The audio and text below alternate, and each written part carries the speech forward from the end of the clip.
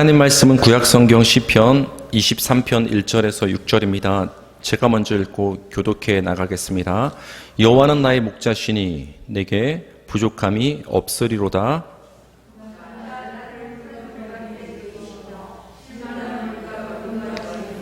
내 영혼을 소생시키시고 자기 이름을 위하여 의의 길로 인도하시는도다.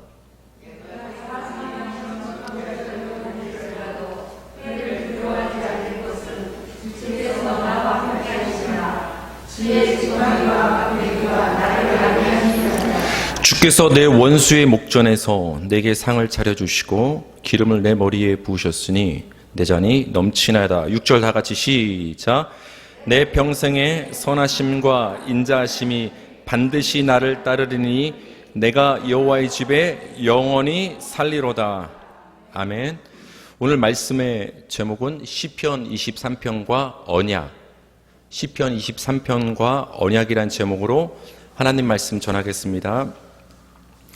지금까지 6번에 걸쳐서 시편 23편 전체를 강의를 했습니다. 오늘은 전체적으로 시편 23편을 정리하여서 특별히 그 언약과 시편 23편을 연결시켜서 마무리를 하고자 합니다. 시편 23편은 출애굽 사건을 떠오르게 합니다. 목자의 인도로 사망의 음침한 골짜기를 지나서 푸른 풀밭으로 인도되는 그 양떼의 모습은 그 하나님의 인도로 광야를 지나서 가나안에 들어가는 그 이스라엘 백성들의 모습과 굉장히 비슷하다는 것을 우리는 알 수가 있습니다. 하나님은 이스라엘의 출애굽에 대해서 그 조상 아브라함 때에 미리 말씀을 해주셨어요. 우리가 그것을 보면 이 세상에 일어나는 일들은 결코 하나님의 손을 벗어나서 일어나는 일들은 없고 우연히 없다라는 것을 우리는 알 수 있어요. 이것이 우리 하나님을 믿는 우리 성도들에게는 굉장히 소망이 되는 말씀이에요. 만약 하나님의 손을 벗어나서 세상의 일들이 벌어진다면 그것은 제어할 수 없으며 그것이 우리에게 얼마나 큰 재난으로 다가올 가능성도 굉장히 커요. 근데 우리 아버지 되시는 그 하나님의 손 안에서, 그 계획 안에서, 그 신실하심 안에서 모든 일들이 벌어진다고 할 때 우리는 굉장히 평안함을 느낄 수가 있는 것입니다. 출애굽기 사건도 마찬가지예요.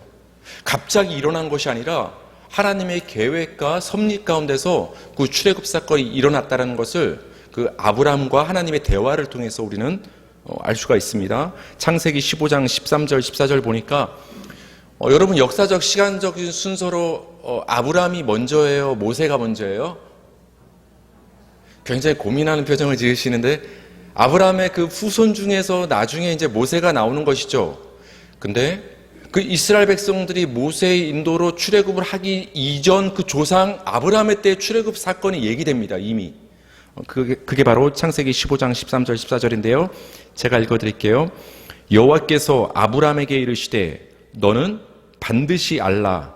네 자손이 이방에서 객이되어 그들을 섬기겠고 그들은 400년 동안 네 자손을 괴롭히리니 그들이 섬기는 나라를 내가 징벌할지며 그 후에 네 자손이 큰 재물을 이끌고 나오리라. 이거 출애굽 사건이죠. 이스라엘 백성들이 이방, 즉 애굽에서 객살이를 하고 종살이를 하다가 하나님이 그 나라를 심판하시고 징벌하시고 나서 많은 재물을 얻어갖고 출애굽하는 사건을 하나님께서 이미 미리 앞서서 그 조상 아브라함에게 지금 환상으로 말씀을 해주고 있는 장면이라는 거예요. 그래서 결국 세계사적으로 우리가 봤을 때 우연은 없다라는 거예요. 하나님의 모든 손 안에서 일어나는 거예요. 그렇다면 여러분의 인생 하나하나도 하나님의 손 안에 있다는 것을 우리는 알아야 되는 거예요.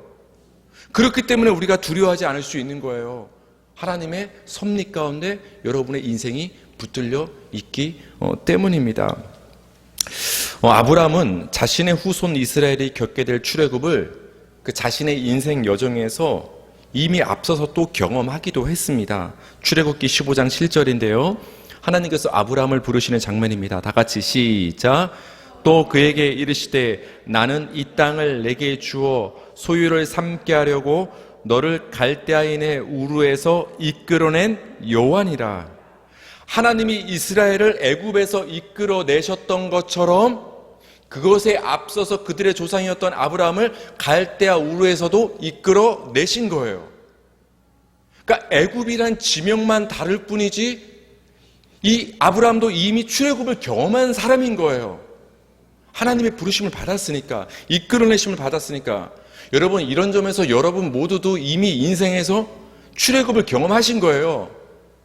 세상의 노예로서, 세상의 객이 되어서 하나님을 모르고 살던 여러분을 하나님께서 불러내 주셨기 때문에 여러분은 이미 출애굽을 한 성도가 된 거예요. 그렇죠? 그렇다면 하나님이 아브라함을 갈대아 우르에서 이끌어내시고 그 아브라함의 후손 이스라엘을 애굽에서 이끌어내신 그 목적은 무엇일까요? 좀 더 확장해서 말씀을 드리면 왜 하나님은 아브라함을 왜 갈대아 우르에서 이끌어내셨고 왜 이스라엘을 애굽에서 이끌어내셨고 여러분을 왜 세상에서 하나님께로 불러내셨을까요? 목적이 있다라는 거예요. 목적이 창세기 17장 7절입니다. 다 같이 읽겠습니다. 시작. 내가 내 언약을 나와 너 및 네 대대의 후손 사이에 세워서 영원한 언약을 삼고 너와 네 후손의 하나님이 되리라. 하나님이 부르신 자들에게는 언약을 주시는데 그 언약을 한마디로 말해라 하면 우리가 보통 가나안 땅을 주시겠다는 언약으로 우리가 요약하기도 하지만 그 언약의 핵심은 무엇이냐? 여호와 하나님이 나의 하나님이 되는 게 언약이에요. 나와 상관없었던, 나와 멀리 있었던 그 전능자 엘로힘, 그 굉장히 위대하신 그 하나님이 나의 아버지 하나님이 되는 그것이 언약인 거예요. 그 언약을 우리 삶 가운데 성취해 주시기 위해서 여러분을 부르신 거예요. 여러분과 하나님이 굉장히 멀리 있었는데 여러분을 하나님께로 인도해내서 이끌어내서 불러내서 그 하나님과 상관 있는 백성 삼으시는 거, 하나님이 여러분의 하나님이 되어주시는 그 사건, 그 목적을 위해서 여러분을 불러내셨다라는 거예요. 하나님이 갈대아 우르에서 아브라함을 왜 불러내셨냐? 하나님과 상관없이 살던 그 아브라함의 하나님이 되시기 위해서 불러내신 거예요. 이스라엘을 왜 애굽에서 불러내셨냐? 애굽 백성으로 살던 이스라엘을 하나님의 백성 삼기 위해서, 하나님이 그들의 하나님이 되어주시기 위해서 여러분을 왜 불러주신 거예요? 여러분을 하나님의 백성 삼으시고 하나님은 여러분의 아버지와 하나님이 되어주시기 위해서 우리를 불러주셨다라는 거예요. 그게 바로 언약이에요. 그게 바로 성경이 담고 있는 핵심이 되는 거예요. 구약 성경에서 말하는 건 계속 그거 말하는 거예요. 네 하나님께로 돌아와라. 너희는 하나님 백성이다. 그 길을 여시기 위해서 이 땅에 오신 분이 예수 그리스도가 되는 거예요. 그래서 예수님께서 이렇게 말씀하셨죠. 내가 곧 그 길이요. 예수님만이 하나님께로 가는 유일한 길이 되시는 거예요. 우리를 그 언약을 성취해 주시기 위해서 예수님께서 우리에게 오신 것입니다. 그래서 출애굽 때에도 하나님은 이스라엘 백성에게 이렇게 말씀하셨어요. 계속 하나님께서 상기시켜 주시는 거예요. 레위기 26장 12절을 보니까 나는 너희 중에 행하여 너희의 하나님이 되고 너희는 내 백성이 될 것이라. 나는 너희의 하나님이 되고 너희는 내 백성이 될 것이다. 너와 나는 아주 굉장히 밀접한 관계다. 우리는 영원한 교제를 갖고 맺는 관계이다. 이것 때문에 내가 너희를 불러냈다. 하나님은 계속해서 언약을 말씀해 주십니다. 근데 이 언약 앞에는 영원한이란 말이 붙어요. 영원한 언약. 여러분, 사람은 약속을 하지만 우리가 잘 지키기도 하지만 때로는 약속이 어떻게 되죠? 깨진단 말이에요. 왜 깨질까요? 사람이 영원하지 못하기 때문에 그래요. 근데 하나님의 언약은 영원한 언약이에요. 왜? 하나님이 영원하시기 때문에. 그래서 우리가 아까 찬송을 불렀죠. 뭐라고 불렀습니까? 우리에게 향하신 여호와의 인자하심이 크다. 우리에게 향하신 여호와의 신실하신 진실하심이 영원하시도다. 하나님이 영원하신 분이시기 때문에 우리를 향한 인자하심과 신실하심과 진실하심이 그래서 영원한 거예요. 우리를 향한 약속이 그래서 영원한 거예요. 변함이 없다라는 거예요. 반드시 성취한다라는 거예요. 지난 시간 시편 23편의 말씀에 의하면 끝까지 따라와서 언약을 성취하시고야 만다라는 거예요. 우리가 저 멀리 도망가도 하나님은 내버려두지 않고 여러분을 끝까지 하나님이 쫓아가서 여러분을 붙잡아서 여러분을 향해 약속하신 그 축복과 구원과 생명의 언약을 반드시 이루어내시는 분이 하나님이라는 거예요. 그게 굉장히 우리에게 복이 되는 것이죠. 그래서 하나님께서는 계속해서 이 언약을 말씀해 주시는데, 세월이 흘러서 훗날 우상숭배에 빠졌던 이스라엘이 바벨론 포로로 끌려가게 되죠. 예루살렘이 멸망을 하고 함락을 당하게 되죠. 이것을 계속해서 경고했던 것이 바로 선지서 예언서들이에요. 여러분 성경을 통독하다 보시면 예언서들 굉장히 힘들잖아요. 재미도 없잖아요. 모세오경까지는 읽을만 했는데, 그 예언서는 한마디로 뭐냐, 니네가 하나님을 떠나서 너희의 하나님 되고 언약 관계에 있는 그 하나님을 떠나서 그 우상을 하나님으로 섬기니까 하나님이 참다 너희를 심판할 날이 올 거야. 정신 차려. 예레미야, 에스겔, 이사야 모든 선지자는 그 메시지를 전한 거예요. 언약 깨트리지 마.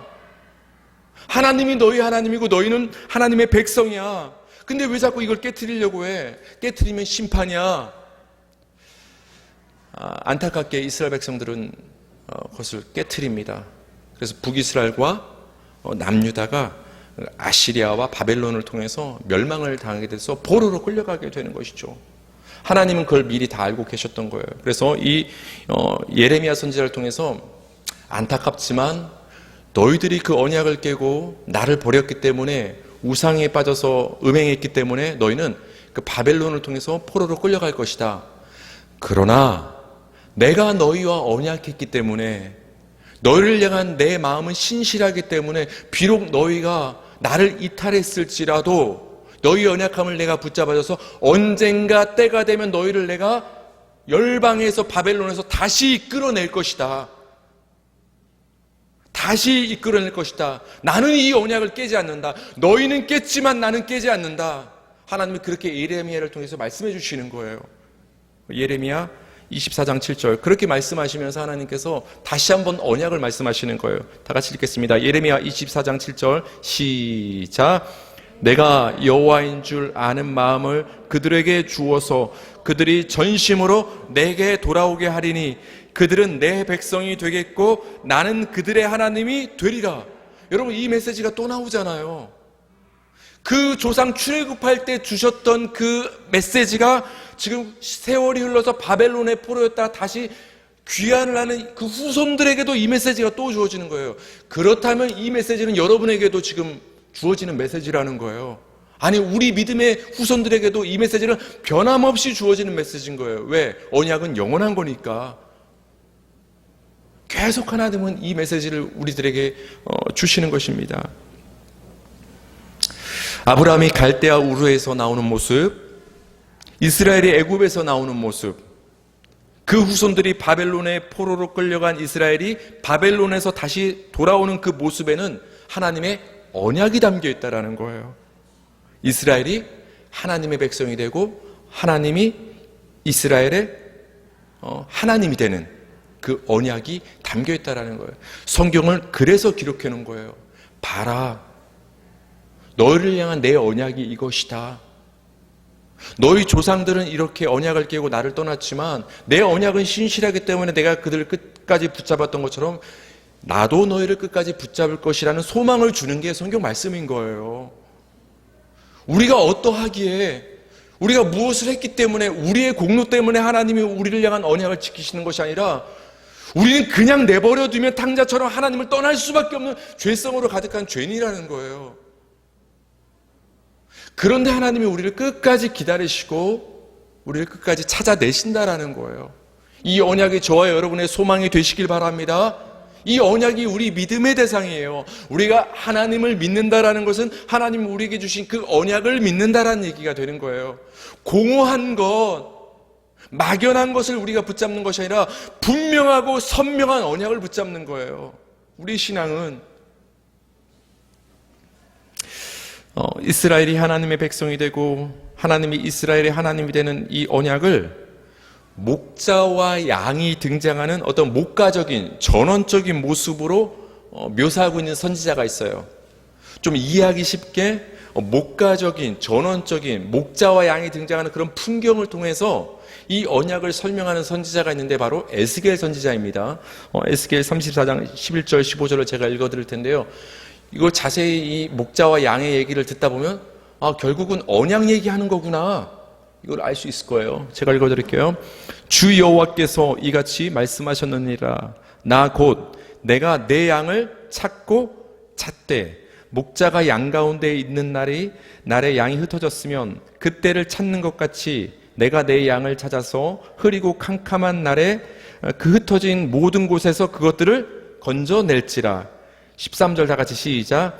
내가 그것들을 만민 가운데서 끌어내며 여러 백성 가운데로 모아 그 본토로 데리고 가서 이스라엘 산 위에서와 시냇가에와 그 땅 모든 거주지에서 먹이되, 제가 읽어드릴게요. 좋은 꼴을 먹이고 그 우리를 이스라엘 높은 산에 두리니 그것들이 그곳에 있는 좋은 우리에 누워 있으며 이스라엘 산에서 살진 꼴을 먹으리라. 15절 다 같이 시작. 내가 친히 내 양의 목자가 되어 그것들을 누워 있게 할지라. 주 여호와의 말씀이니라. 여러분, 양과 목자가 등장하는데 여기서 보면은 양들의 상태가 어때요? 곳곳으로 지금 흩어져 있어요. 마치 이스라엘 백성들이 애굽으로 흩어졌던 것처럼, 바벨론으로 흩어져 있던 것처럼. 근데 그 목자가 지금 어떤 일을 합니까? 흩어져 있던 자기 양을 찾고 찾되, 이런 표현이 있었어요. 여러분, 이건 굉장히 중요한데요. 11절에 보니까 찾고 찾되, 저 밑줄 지은 부분 있죠? 왜 두 번이나 말했을까요? 하나님은 반드시 찾는다라는 얘기예요. 찾다가 힘들면 포기하는 게 아니라, 여러분, 사람도 자기 자식을 잃어버리면 찾아요, 안 찾아요? 지금 국가적으로 굉장히 안타까운 어떤 그 일을 당하는 부모님이 계시죠. 자녀를 잃어가지고 어느 누가 포기하겠어요? 여러분, 제가 지난번에도 말씀하셨지만 주요 도로나 고속도로를 가다 보면 어떤 제가 성함이 정확히 생각 안 나는데 송씨 자매 있죠. 그 자매 현수막이 고속도로 곳곳마다 걸려 있어요. 입구마다. 그게 90년 초반부터 지금까지 수십 년에 걸쳐서 그 아버지는 포기하지 않는 거예요. 끝까지 포기하지 않아요. 사람도 그러는데 하나님은 찾고 찾되에서 자기 양을 반드시 흩어진 곳에서, 여러 나라에서, 열방에서, 여러 백성 가운데서 찾아내신다라는 거예요. 왜 찾아내시냐? 이렇게 하시기 위해서. 15절 보니까 내가 내 양의 목자가 되려고, 내가 그들의 하나님이 되려고, 그들을 내 양 삼기 위해서, 다시 말하면 그들을 내 백성 삼기 위해서. 여기에는 언약이 담겨 있는 거예요. 언약. 하나님이 이스라엘의 하나님이 되시고 이스라엘이 하나님의 백성이 되는 그 언약을 성취하시는 그 하나님의 신실하심이 이 목자와 양의 그림을 통해서 담겨 있는 거예요. 그런데 여러분, 이 에스겔 말씀은 우리가 지금까지 살펴본 시편 23편과 굉장히 비슷하죠. 살찐 꼴을 먹는 모습과 누워있는 모습과 여호와가 나의 목자라는 그 표현과, 그러니까 어떻게 보면은 에스겔 그 말씀을 굉장히 시로 함축해서 모아놓은 것이, 노래한 것이 시편 23편이 될 수 있어요. 지난날 여러분, 지금까지 1절부터 6절까지 계속 시편 23편을 나눴지만, 이것을 한마디로 짜서 그 엑기스란 표현이 맞는지 모르겠지만, 그 엑기스를 한마디로 말한다면 시편 23편은 뭐예요? 나는 너희의 하나님이고 너희는 내 자녀고 백성이다. 이 메시지를 말씀하고 싶으신 거예요. 시편 23편은. 그거를 다양한 그림으로 6절까지 설명을 하고 있는 거예요. 한마디로 시편 23편은 언약이 담겨 있는 거예요. 언약이. 그래서 여러분, 푸른 풀밭에 놓이시고 쉴만한 물가로 인도하시는 그 표현이 나왔죠. 무엇입니까? 푸른 풀밭과 쉴만한 물가로는 근본적으로 우리의 양식과 쉼이 되시는 그 하나님을 가리키는 거예요. 그렇기 때문에 푸른 풀밭과 쉴만한 물가로 인도하신다는 것은 우리를 하나님께로 인도하는 거예요. 하나님께로. 왜? 하나님의 백성 삼으시려고. 우리의 영혼을 소생시키시고 의의 길로 인도하시는 모습. 여러분, 소생이 뭐라고 했어요? 회복이 뭐라고 했어요? 하나님께로 돌아오는 것. 그게 회복이에요. 성경이 말하는. 그러니까 우리의 영혼을 소생시키시고 의의 길이신 생명이신 하나님께로 인도하는 이 구절 또한 궁극적으로는 우리가 하나님께로 인도되는 걸 말하고 있는 거예요. 다른 표현을 통해서 하나님의 백성이 되는 것이죠. 사망의 음침한 골짜기에서 지팡이와 막대기로 우리를 그 안위하는 모습, 이 세상을 살아가는 이 과정을 통해서 하나님께로 인도되는 우리의 그 삶의 과정을 보여주는 거예요. 여러분, 하나님께서 여러분을 왜 이 험난한 세상을 왜 살게 하시는지 아십니까? 돌이켜서 왜 하나님은 굳이 이스라엘 백성들을 가나안으로 쉽게 입성시키면 되는데 왜 그 힘든 광야를 40년 동안 헤매게 하셨을까요? 애굽 백성의 때를 벗겨내는 거예요.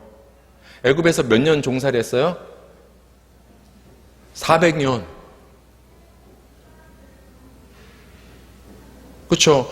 이제 김선한 군이 이제 제대를 해서 왔는데 저한테 말을 이렇게 하더라고요. 네, 그랬습니다. 했습니다. 그랬습니까? 야, 말 편하게 해. 그냥 요해. 무슨 다나카야. 다나카가 일본 사람 이름이 아닙니다. 군대 가면 뭐 했습니다. 다나카 맞나요? 다나카 이렇게 끝에 말이 이렇게 끝나게 얘기를 해야 돼요. 근데 철 모르고 철없이 뭐뭐 했어요. 고창한테 말하면 혼나거든요. 그거 군대 생활 2년 조금 했다고 말이 그렇게 바뀌어요. 우리 그 교포들, 물론 김선한 형제도 이제 코스타리카에서 살았지만 계속, 교포들 보면 말이 바뀌잖아요. 생각도 바뀌어요. 1세대, 2세대로 갈수록 달라진단 말이에요. 겉모습은 똑같아도 환경이 그렇게 중요해요.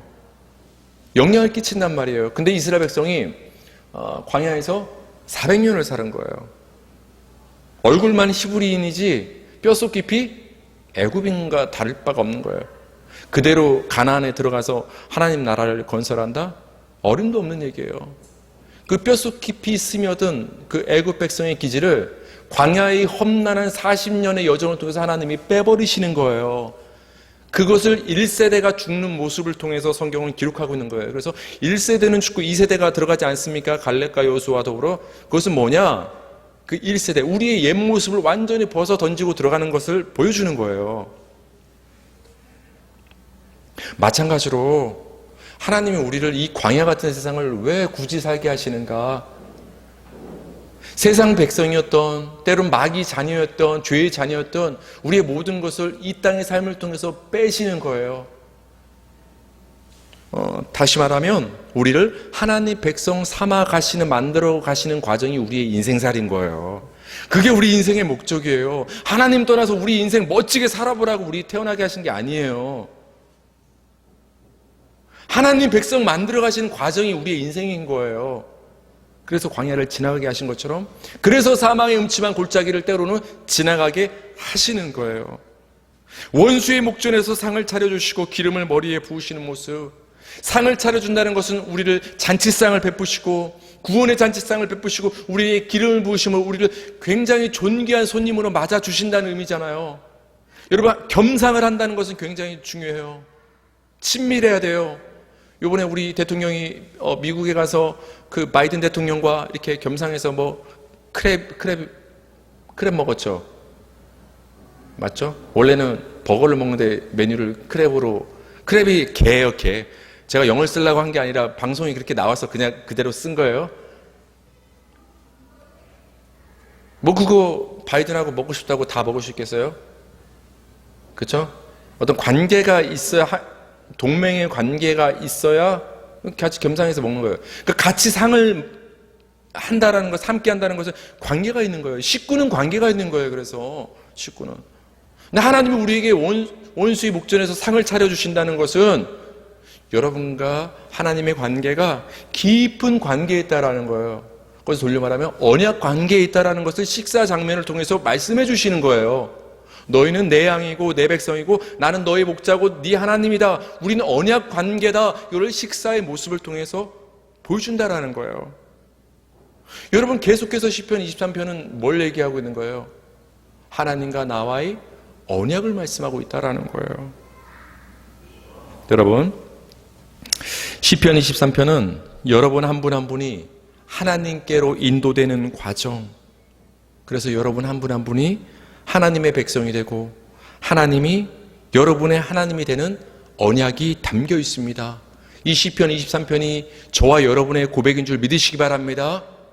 그렇기에 우리가 이 험난한 세상을 살아갈지라도 우리 낙심하지 않고 두려워하지 않을 수가 있는 거예요. 찾고 찾되 끝까지 여러분을 신실하게 언약으로 붙잡으시는 그 하나님이 여러분을 붙잡고 계심을 믿으시기 바랍니다. 지키시는 줄 믿으시기 바랍니다. 그 언약이 우리의 믿음의 대상이요, 소망의 대상이요, 사랑의 대상이 되는 거예요. 하나님의 언약이 여러분과 여러분의 가정과 우리 그 길교회를 꽉 붙잡으시기를 주님의 이름으로 축원합니다.